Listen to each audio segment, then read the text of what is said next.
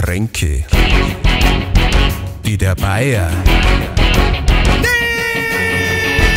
nicht braucht. Heute gibt's ein Gockerlweizen. Kimching-Ei! Kimching-Ei? Was brauchen wir dazu?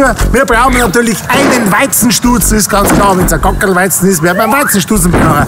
Man braucht logischerweise eine halbe Weißbier, die schenken wir uns gleich mal ein.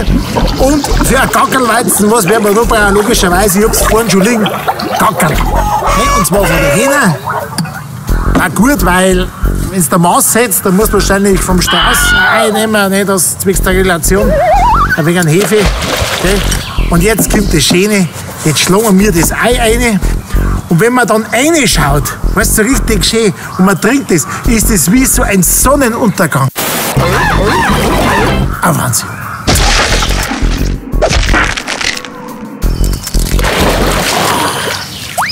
So.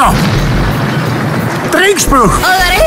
Lieber Mond, du tust mir leid, hast allen Grund zur Klage, du bist nur 12-mal voll im Jahr. Ich bin es alle Tage.